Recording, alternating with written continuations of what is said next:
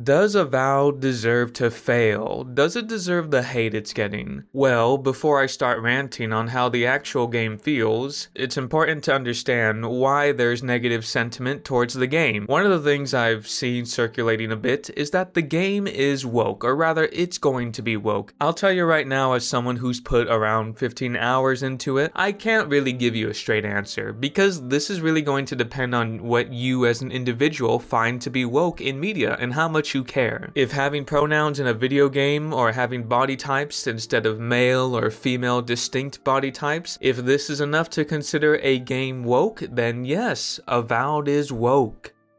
But so is Baldur's Gate 3. The reason I bring up Baldur's Gate 3 is not to take cheap shots at it. Trust me, I adore Baldur's Gate 3 and the people behind making it. I'm using it as an example that there is a measure of wokeness players are willing to be okay with, to the point where you just won't even consider the game woke or just even think about the word itself. If you really wanted to, you can slap an eggplant on a feminine body. You can easily pretend you are a transgender and have gay relationships with party members in Baldur's Gate 3. While it's my preference that some of these elements, mainly pronouns, don't exist in these types of games, if anything, I tend to make fun of the absurdity of pronouns. I just don't typically care, as long as the game is good and doesn't break my immersion with its woke bullcrap. That's why games like Baldur's Gate 3 get a free pass, because wokeness is nowhere near front and center. The writing for the story, for the dialogue, is still in line with a fantasy RPG. It focuses on characters' personality, and it's written well enough to be enjoyed. And the characters and the game look amazing, of course. What I'm trying to say is that Baldur's Gate 3 doesn't feature serious discussions about body parts, weird scars, lecturing about misgendering, self-inserted characters. Basically, it's not Dragon Age Veilguard. I would say Avowed is fairly not woke enough to bug the average player, definitely nowhere near Veilguard's level. You could probably find more things to prove me wrong, like there's too many women NPCs, or hell,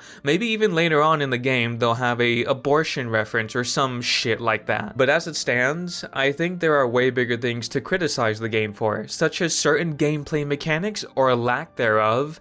But I'll get to that later. So what other issues could possibly keep gamers from wanting to support it? Could it be the fact that the game sandwiched itself between two other highly anticipated games, that being Kingdom Come Deliverance 2 and freaking Monster Hunter Wilds? It is on Game Pass, perhaps more people would rather play it safe and rent it instead of paying $70 damn for it. I look at myself in the mirror. I would point towards the bad PR, and you can thank Mr. Matt Hansen for the escalation. And this is why I just love using Baldur's Gate 3 as an example, because it's just such a good example of what developers and directors should aspire to be like. You see, Swen, who runs Larian Studios, loves talking about the passion of video games. Talks about respecting the players. Key words right there. Respecting the players. No strings attached. Enjoy the game to its fullest. No additional purchases like microtransactions that plagues a lot of AAA video games. I mean, damn, he had the balls to go on stage and share that sentiment at the Game Awards last year, right in front of some of the people this applies to. They knew that if you put the game and the team first, the revenue will follow. They were driven by idealism and wanted players to have fun. And they realized that if the developers didn't have fun, nobody was going to have any fun. They understood the value of respect, that if they treated their developers and players well, those same developers and players would forgive them when things didn't go as planned. But above all, they cared about their game because they loved games. It's really that simple, said the Oracle. This sort of thing makes you want to support Larian Studios. This makes you want to buy their games, since they not only have the words but the actions to back it up. Things like this are rare in the gaming industry, typically when it comes to AAA. It's why I don't refer to Sven as a simple director or a game developer or anything like that. This guy is the guild master. He should be allowed to wear plate armor wherever he goes, especially since I have this weird feeling that Microsoft might send an assassin after him for rejecting to be bought out by them. Why am I saying all this? Well, I hope it's obvious why. It's because you can't say these things about Obsidian or Avowed. Even if most of the drama comes from one sicko, it still doesn't bode well for the studio or the image of the video game, especially when this guy is in a leadership position. He is the art director for Obsidian Entertainment. I just don't get why it's so difficult for people to say the correct things when working on a video game. Why do you feel the need to post post about how you are for discrimination hiring against white people. Anyway, it was bad. You really shouldn't need me or anyone else to tell you that. It was so bad that Matt Hansen ended up nuking his Twitter account and has been relatively silent on Blue Sky. As he should. I think he should be fired. If anything, you'd give him what he wants. He sounds like he would be fine with it unless a white guy takes his place. But jokes aside, you can't just say those things and just leave with a slap on the wrist. Obsidian Entertainment should be issuing an apology that they hired and promoted someone so volatile, and clarify that Matt Hansen's viewpoints are unacceptable and that the studio doesn't abide by such viewpoints. But to my knowledge, they haven't done that yet, which is not going to bode well for the word of mouth for the studio. So aside from the vague trailers and the lack of clarity we got for Avowed prior to Matt Hansen's meltdown, the drama outside of the game is where I believe most of the skepticism is coming from. With all those things in mind, it's time to stop beating around the bush and answer the damn question. Does this mean Avowed should fail? Honestly, I'm not sure if it deserves to fail over the drama surrounding it, but when you play the game for yourself, I don't exactly feel like the game should succeed, especially when it's priced at $70 damn. You see, I don't believe this is the worst video game ever made, but it's not good. It's definitely not like the games Obsidian used to make. I'd rate it above average, like a 6 or 7 out of 10 whenever you first start playing it, okay? Because the more you play it, the more the score starts to drop. I'm sitting right now at like a 5 out of 10, and someone probably could easily convince me to go lower. The exploration for the most part is fine. The game itself looks okay minus character designs, but let's just set that aside for now. I was expecting the saturated colors of the game to bug me, but honestly it's rubbed off on me a bit. I think the environments from what I've experienced look nice. And man, that's really all I got for mostly positive feedback. I really don't like how the characters look. It's like they had AI randomly generate some NPCs and put them in my party without my consent. They even have the personality of a generic NPC. Whenever I met the British horny sounding furry is when I decided I need to evac now. I already got 2 planks of wood following me around right now. This is the last thing I need. There's a beautiful vase right in those ruins that I cannot reach. And as sharp as my wits are, they are a poor substitute for a ladder. But perhaps we don't need one. You're tall, striking, and well-toned. If you keep encouraging her, she's going to climb you. Careful, darling. I already have a lover. A good one. Skilled with his hands. I can get you 1,000 faces. Please tell me you found the vase. I have mixed feelings about the combat. I played as a wizard because magic typically offers the most versatility in these sorts of games. The game was a bit challenging at first, but it got trivial pretty quickly. I started off with hard mode, but I had to crank it up to Path of the Damned, otherwise I was gonna get bored. Sometimes the AI can be pretty stupid. You can cheese some of the encounters if you really want to.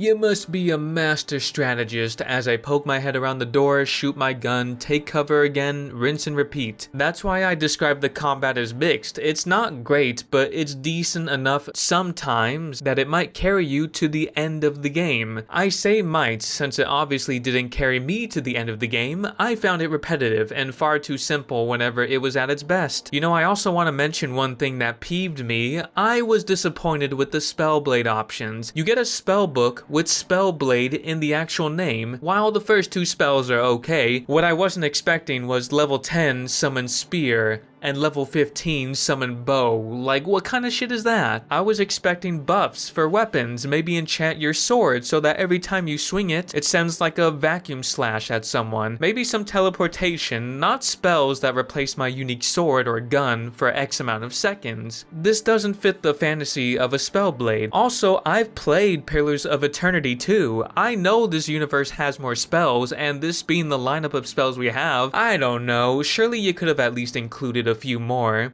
Anyway, the progression systems are pretty basic. You got your standard weapon upgrade system. There isn't a lot of options when it comes to leveling your character. It is just basic attributes and a skill point with a small selection of passives or abilities. Now, the story itself is relatively basic from what I experienced. The thing is, while that sounds like it's not a big deal, this is definitely more of a negative for a role-playing game. Having a lack of interest in dialogue, characters, and story is not good. It is one of the main reasons you keep playing an RPG, because you want to see the end point of the story and the companions who accompany you. Otherwise, what am I here for besides killing some lizards? So what if I'm godlike and serve the Emperor with some unknown force speaking in my head? Why would that matter when the world and characters are so devoid of life? Which is ironic since this place is called the Living Lands. Most NPCs, including your companions, don't stand out enough both visually and personality-wise. In the case of your companions, I found their introductions to be quite stale, and the writing for them wasn't strong enough for me to want to learn more about them. Now this can be pretty annoying since they're following you around all the time and you can't tell them to leave and play solo. And they have the urge to comment on almost everything that happens. I wouldn't mind this if the dialogue and the characters were interesting, but they're not. Look, I just don't give a single fuck about Kai and his Jolly Rancher looking ass following me around.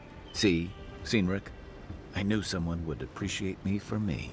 All he's done is state the obvious and give me monotone exposition dumps. The last thing I want to hear from him is him trying to play up his friend, who is equally as boring, and of course, he is going to be my second companion. The dwarf there is Marius. Best tracker I know. Just watch. This'll be good. I heard you're from Solace Keep. How great a survivor could you be? Hiding behind stone walls all your life. You don't know anything about me, you endearing Nimdoot. So maybe go back and take another blessed day sip. But here you are. Tell me, how does one get kicked out of a place that never lets anyone leave? Dukte Drago Sakasapt Jatule. You want to talk so much, I'll cut you a second mouth across your throat. Marius can handle himself. Of course, if you're bored. It also doesn't help that the presentation for these scenes is pretty stiff, and I should clarify, they're not like the worst characters ever made, but when you push their story and opinions in my face because you want me to like them, it does the opposite. Dude, there is no way I'm gonna finish zone number 2. Dude, there's no way. Can't say I'm sad to be leaving. Wait, Paradise. what? Yeah, no, Am I really being forced to Survival talk to dictates these you two remove the clowns? threat as soon as Why? it make- Can I please just stop? Can I not do this? Can we just not do this? I don't want to talk to either of you right now. Why is my character playing along? Why can't I just Taking in the leave? slack is weird. There's nothing to that. Anyway, there's some time. I think what will bug players the most is the lack of player agency, and this definitely bleeds into the story as well. This will feel so much worse if you just got done playing Kingdom Come Deliverance 2, a game that is $10 less than Avowed, FYI. There's no stealing. You can walk into someone's property and take anything that's highlighted. You can find a locked chest in the barracks, picklock it, take everything in it. No one gives a fuck about you, which is not how an RPG should be. You want to roleplay as the bad guy. Here I go taking somebody's stew right in front of them, and the guy just continues cycling through his idle animations. You can't attack random NPCs. You can only attack NPCs if they have a dialogue tree that gives you the option to attack them, which is not always an option you get. Most of the NPCs you see around cities or other populated areas, look, these aren't NPCs, alright? It's an insult to call them NPCs since it implies they have some kind of character, some kind of soul to take from them if you decide to put a bullet in their head.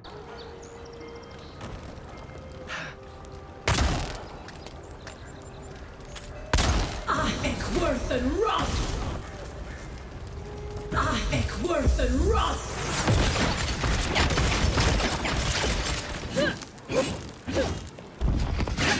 These are soulless mannequins. These are props. If you replace the majority of them with wooden barrels, nothing changes mechanically. It might even be an upgrade because at least it would be funny to see barrels all over the city. You can't even fireball a chicken to death, which is hilarious because I immediately thought about in The Legend of Zelda: Ocarina of Time. You can attack a chicken. You can't kill the chicken, but at least it reacts to you hitting it, and sometimes it tried to kill you. When you string all these things together, this is a major problem since it makes the world feel extremely hollow. This breaks immersion. Whenever you feel like the people around you are not reacting accordingly, or at least in an acceptable way, especially when it comes to the dialogue, when it feels like what you say doesn't mean shit. Don't get me wrong though, sometimes it does matter, but usually only for exposition or whenever you're presented with the option to kill somebody, but it is really inconsistent to where it feels like nothing you say matters most of the time, as in the outcome wouldn't have changed in terms of rewards, consequences, or just dialogue. I think the funniest examples of dialogue options I came across was when I met with the ambassador and a watcher. Look at the massive differences between these options. It's like, why even bother? Like, this sucks. I could pick as many antagonistic options as possible to Kai and he'll still follow me around. Maybe give me a short lecture on why I need to be nicer, why it might have been a mistake to kill someone who tried to assassinate me, but nothing will come from it. There's not even a prompt telling me, oh, Kai approves, or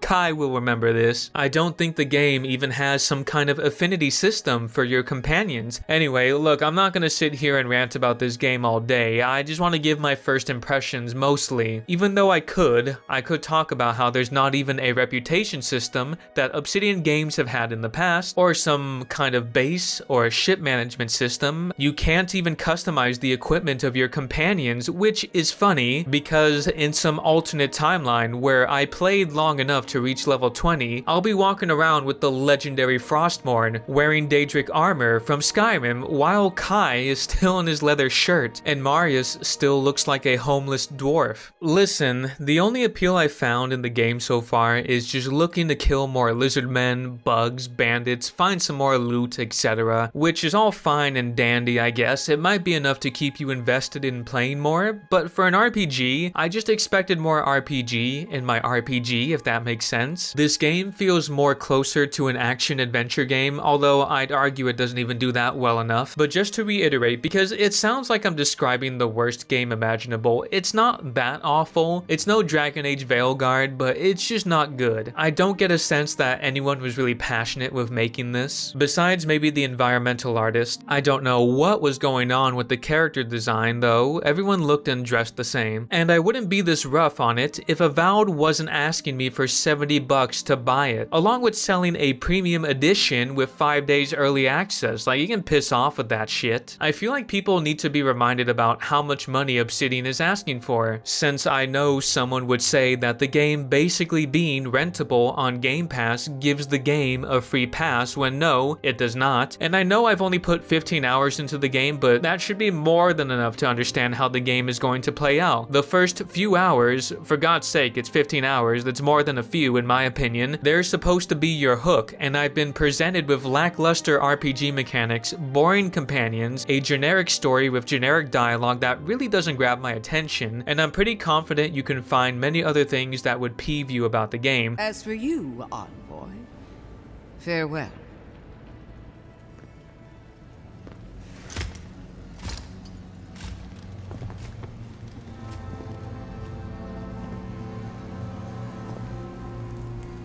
Did we really need like a cutscene for that? She just walked away. Like, this game doesn't really have many cutscenes so far, and then that was the cutscene we got. I know it's not like a big deal in the grand scheme of things, but it's just like stuff like that just kind of harms my immersion. Because I'm sitting here thinking about how pointless that scene was, as opposed to like, oh, that was a cool character. I just have no interest in continuing the game to get the full scope of it and make a full breakdown video on the whole thing. Again, it's on Game Pass. If you really want to try it out, despite what you hear from me or anyone else, be my guest. You might enjoy the first 5 hours. Like I said, most of the enjoyment I got was exploring and shooting magic at lizardmen, but that only lasts for so long until it eventually gets repetitive. It's not worth the $70, and it's not like my expectations were super high. I mean, seriously, $70 you want from me, and you can't even let me kill a chicken? Hell no. If you want my advice, save your money for your 11th copy of Skyrim whenever the Switch 2 releases.